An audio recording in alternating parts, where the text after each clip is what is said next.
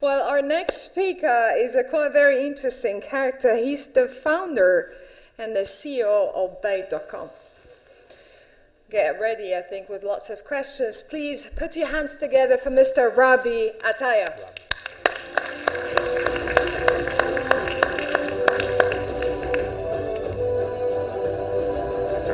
Thank you. Thank you. Thank you. Thanks a lot. Thank you.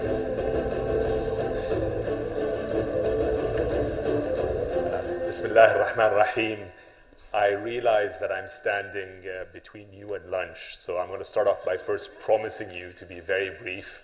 And if I go on for more than 15 minutes, feel free to throw something at me. I'll duck and move away.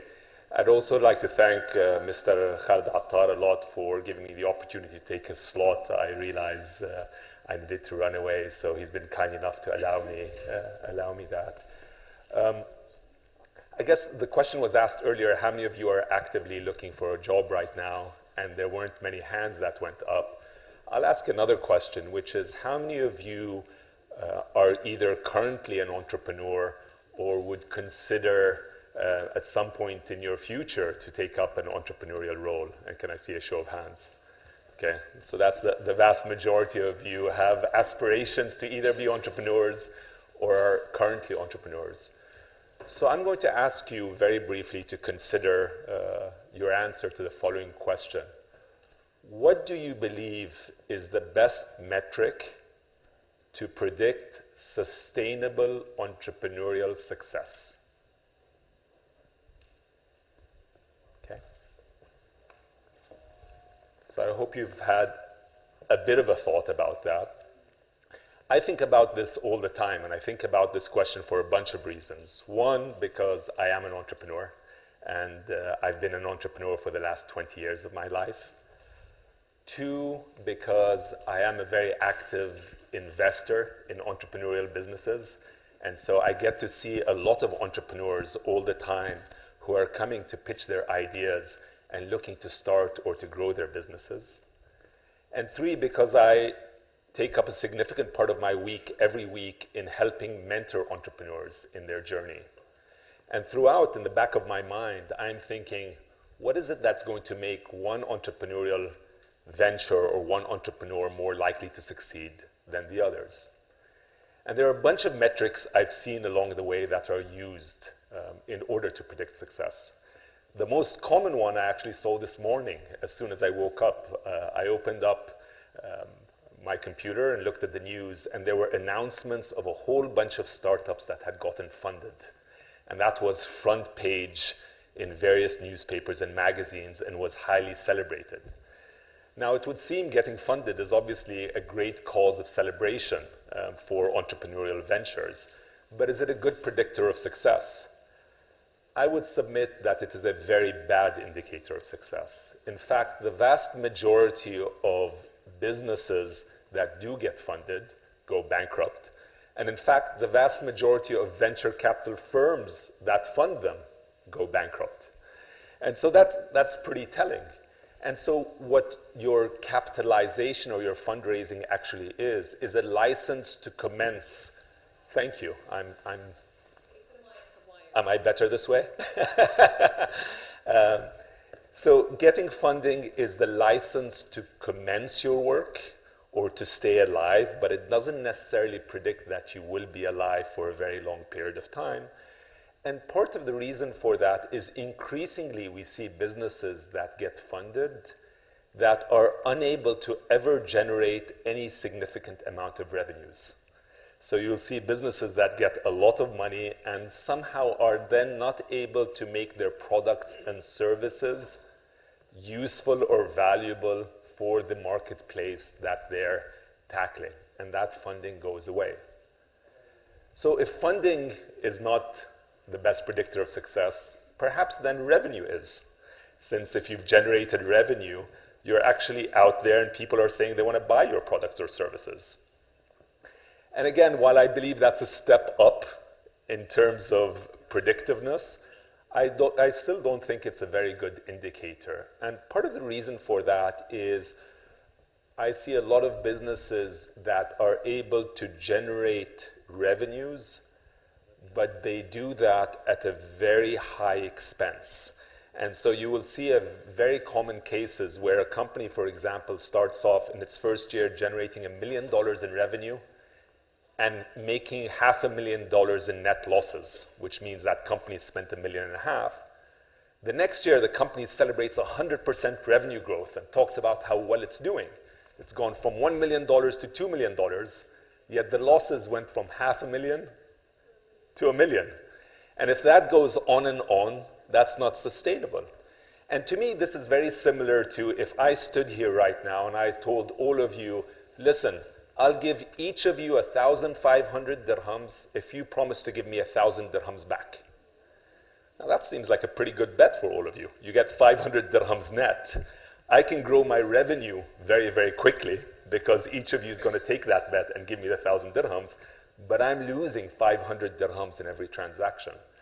And what oftentimes happens, and you see this all the time, is you see companies scaling their revenue very, very, very quickly, but without it making economic sense that's sustainable. So then if revenue isn't a good indicator, that would seem to pinpoint that profitability is. Can I actually sell a product for more than it costs me to build it and deliver it? And I would submit that that is actually a brilliant indicator because profitability, to a large degree, shows sustainability. I'm making enough money to be able to put it back in the business.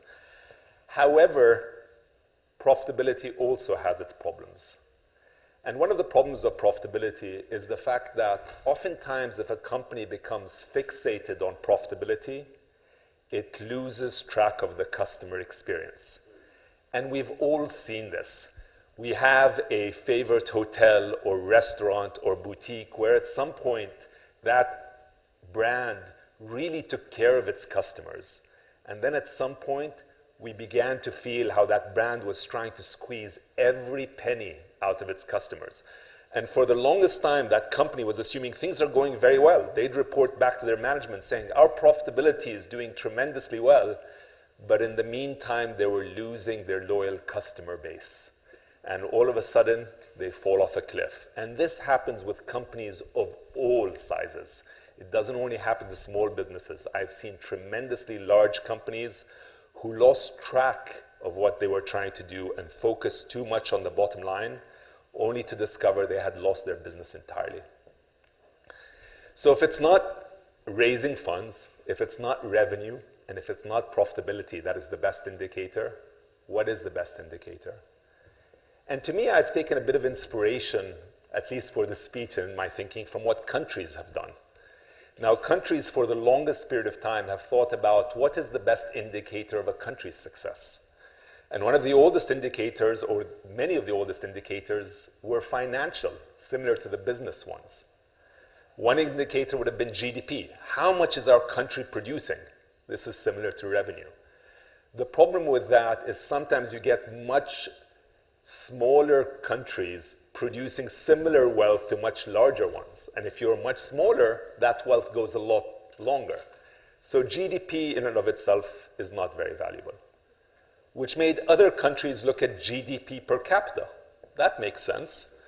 If I divide up the production by the number of people, the higher that number is, the more successful I am. Well, the reality is that's not always true because increasingly we see countries where wealth, even though the average wealth seems high, the concentration of wealth is very much in a few people's hands. So 5% of the population end up owning 95% of the wealth of the country. And that country is unlikely to succeed for a long period of time, and revolutions are likely to happen. And other financial metrics have been developed, and they've all sort of fallen flat on their face. And what have we arrived at most recently?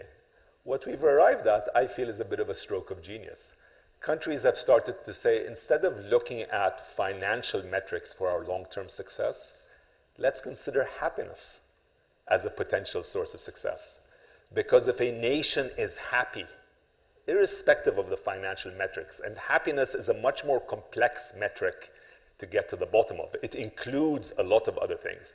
But fundamentally, what do you care about as a government to sustain your country and your leadership? You care that your population is happy.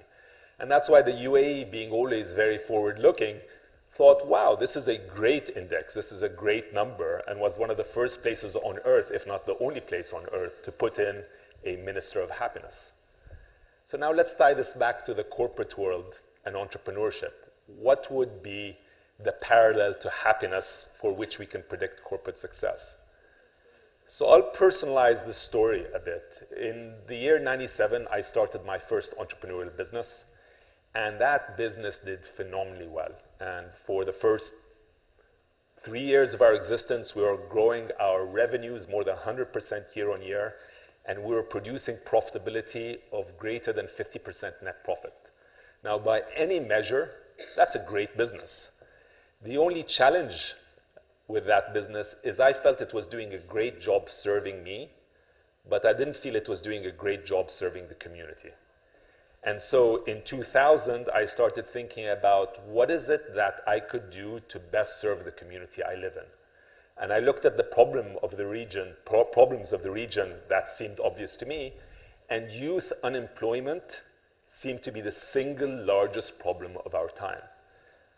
And with that thought, I decided, listen, I want to do something that is both financially successful, but far more importantly, able to serve my community. And that's how BAIT was launched. Now, interestingly, 2 years later, I pick up a UN report on human development. And this UN report was quite unique because throughout this report were quotes that were taken from Arab and Muslim traditions, which is very rare for a UN report.